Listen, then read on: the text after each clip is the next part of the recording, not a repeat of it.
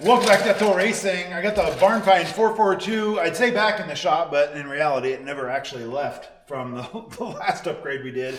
But I'm going to tackle trying to make this door look a little bit better on this episode. I need to replace this mirror anyway, and while we're at it, I'm going to do a little bit of experimenting on it that might bite me in the butt.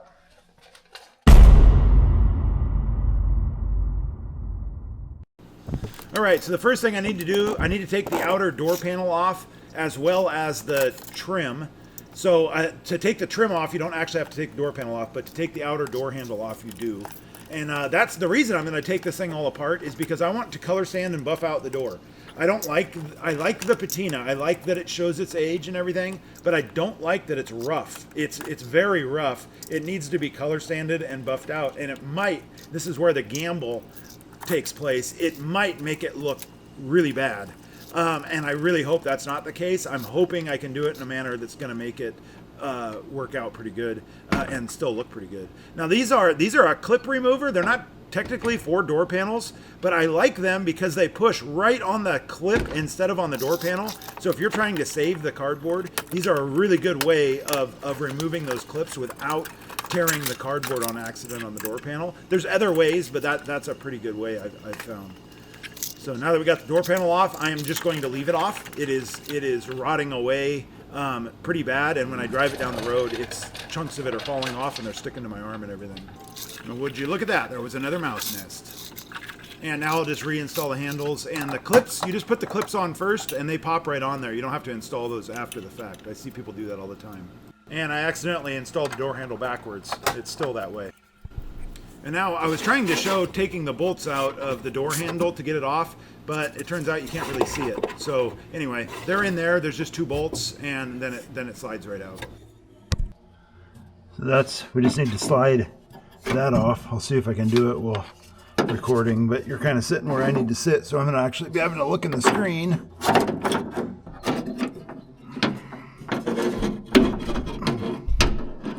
Almost.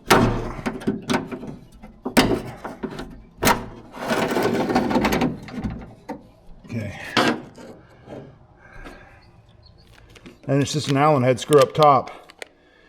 They're standard thread, so if I tighten that down, it'll actually loosen it. So if I righty-tighty actually loosens it. So it's righty-loosey, I think. And then it looks like you must slide the mirror one way or the other to make it work. So I did just spray some stuff down it. So we'll hope that those things aren't seized. It seems such a silly design, but I guess it makes sense. So you have to take your door off to change your mirror. An 8th. This one doesn't seem to be doing anything. Oh, apparently it was about to fall out. So we can get this mirror out of the way.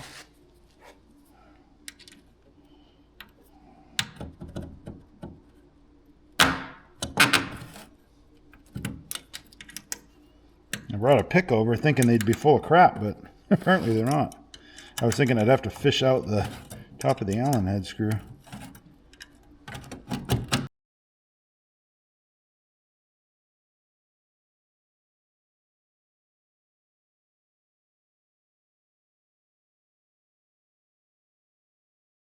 Now, as for this piece of trim, it appears, feeling inside the door, the only fasteners for it are on either end.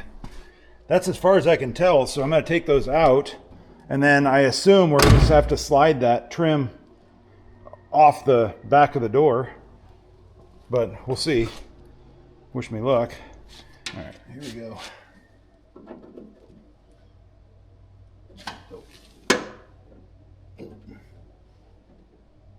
That's what I was afraid of. I don't want to strip it out.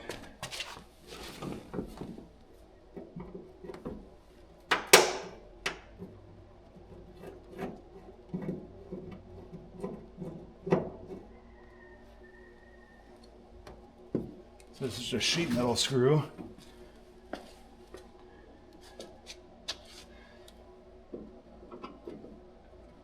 Okay, this is Impacta. So if I put this on here, I can hit it and it'll hopefully break that loose without stripping it out. So I'm going to stand on this side of the door so we don't shock the hinges.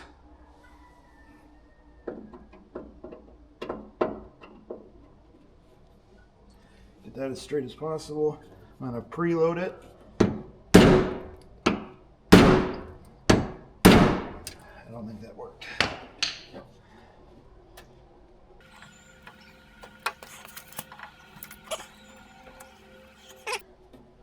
Okay, here we go.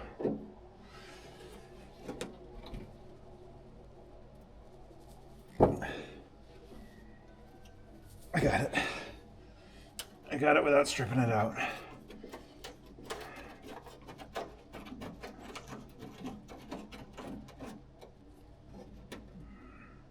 So that one's actually a machine screw.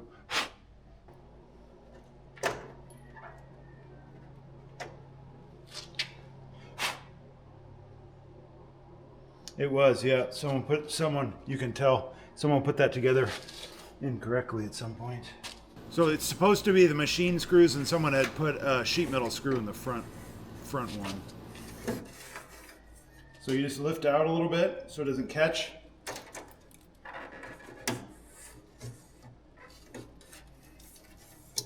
That's how I got it off. There's a clearance right there. So when we put it on, it's the same thing. You just got to slide it down. You'll just have to lift the leading edge so it doesn't catch. There we go. So just look like that. So those are key holds. So you just slide them down and then pull them off.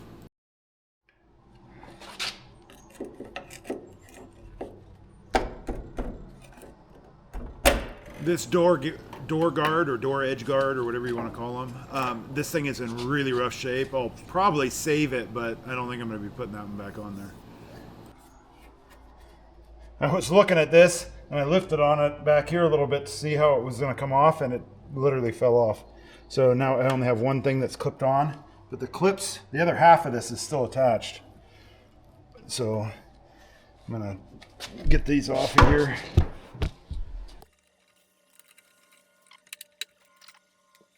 Those window felts are one of those things where they're really easy to put them on. They're not very easy to take them off without damaging them. Not that I was super worried about this one. It was half falling off anyway. So what I'm using here, this is called a water bug. It's a wet sander. It sprays water out the center.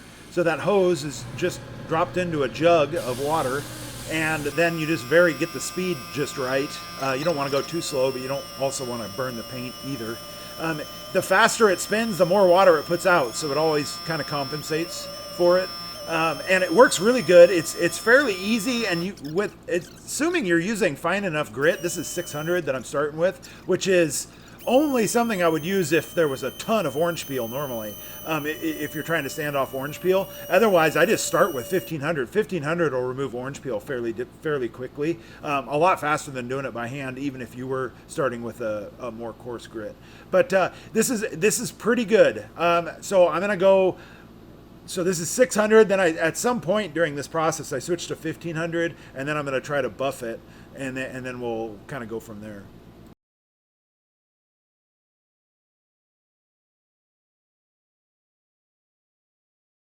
Here's where I switched to 1500. It doesn't take a lot.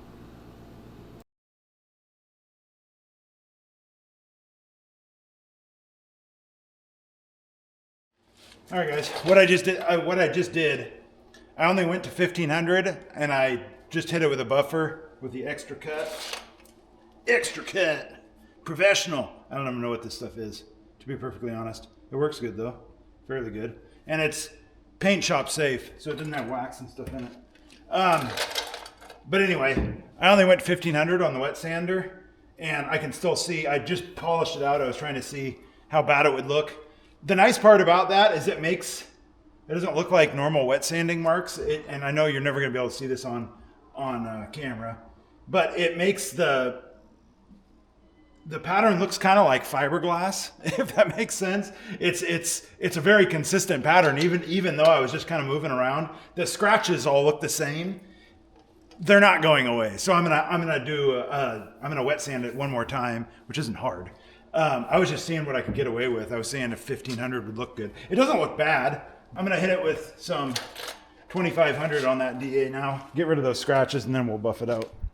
Now this is something, it really doesn't seem like you're doing anything. Well, with that 2500, it just feels like you're just sliding water over it, but it really does cut those scratches out, even though it's not making milky looking water or anything.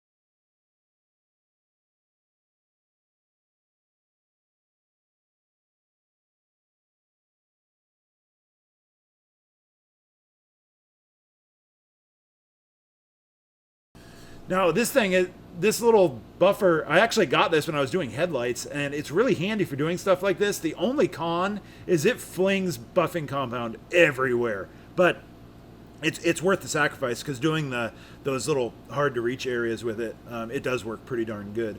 It will leave if you do too much in a large area of a panel, you will see the swirls from it. But in the more compact areas, you don't really notice the swirls.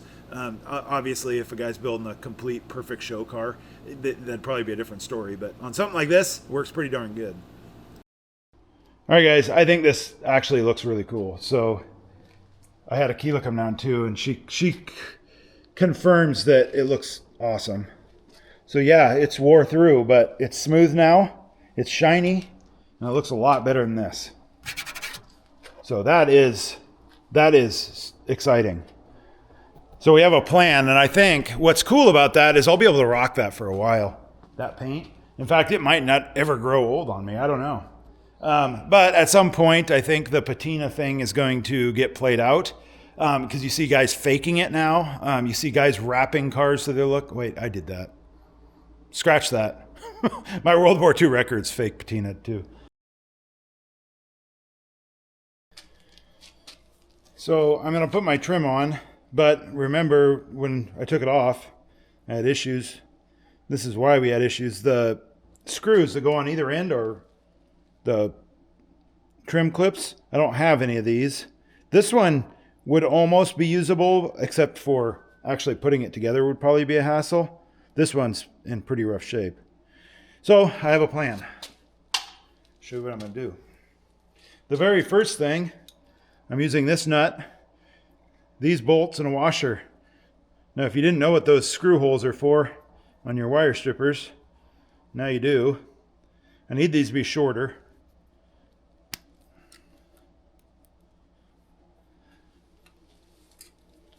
And that's what those are. And then it'll chase the threads when you unscrew it. So now we have a short screw. Now, this is going to be a terrible long-term solution. We don't want to leave that on there for a long time. The reason for that is because that nut will start spinning once these two corrode together. So I'm potentially setting myself up for failure, but I think we'll be all right. It's actually held in pretty darn tight. Now we just got to make sure they're in the right spot.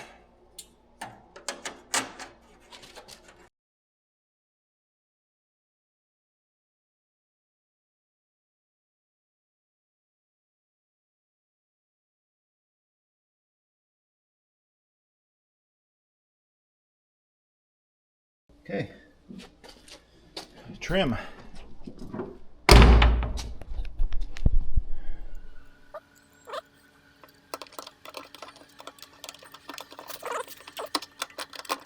All right, and just so you don't drop the screws in the door, just remember that you're loosening these or left hand threading them to tighten them. If you right hand thread them, you'll screw it out and the nut will fall inside your door, and then you'll have to take your door panel off. It's not required to have your door panel off to change that mirror. Now on this handle, the rods for the button are too long. They're like a trim to fit. In my situation, and I'm sure it's probably fairly common on these things, exactly 3/4 of an inch is what I cut off, and that was perfect for this door. We'll see if that plays out on the next door as well, but that's how it worked out on this door. And then it's just simply reinstalling it. The new hardware, the original bolts were 3/8 and the new ones are 7/16.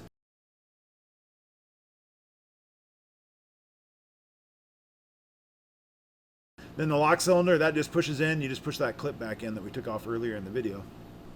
Well, I'm excited. I'm excited that this is something that I'm going to be able to enjoy just leaving it this way. So I'm going to attack this thing basically going around clockwise, and I'm not going to do it all at once. I'm just going to do it panel at a time when I need just an easy project. Because in the end of the day with that water bug, man, it sure is an easy project. It's harder to take the panels apart. Now, speaking of which, the next one will be the left front fender. You have to take the inner fender liner out to get the trim off, and I don't want to try to go around the trim. So it's a little bit of a project to do the front fenders.